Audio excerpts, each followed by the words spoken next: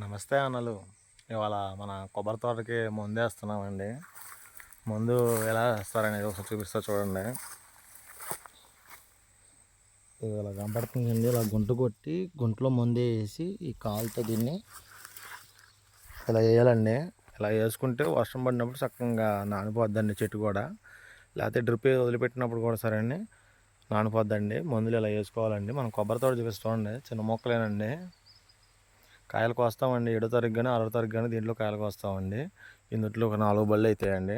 4 బళ్ళు 5 బళ్ళు దాకా అవుతాయండి. కాయ అయితే సూపర్ క్వాలిటీ అండి. 2 పక్కల కొట్టుకోవాలండి చెట్టుకి. ఒక ఆ పక్క తర్వాత ఇలాగ 2 పక్కలు కొట్టి 2 పక్కలు వేసుకుని తర్వాత మూత వేసేయాలండి. అప్పుడు గాలి ఆడుకోకుండా ఉంటుందండి. చెట్టు కూడా గమ్మున పీల్చేసుకునేదండి. మన వీడియోస్ చూస్తున్నారు కానీ సబ్స్క్రైబ్ చేసుకోవట్లేదండి. సబ్స్క్రైబ్ చేసుకోండి. పక్కన ఉన్న బెల్ కూడా క్లిక్ చేయండి. మరిన్ని అప్డేట్స్ ముందుకు వస్తాను. ఏరు మందు ఎలా కడతారు, మందులు ఎలా వేస్తారు, తర్వాత బోరాను మెగ్నీషియం ఎలా వేస్తారు ఏంటనేది ప్రతి ఒక్కటి మీకు అప్డేట్ ఇస్తాను.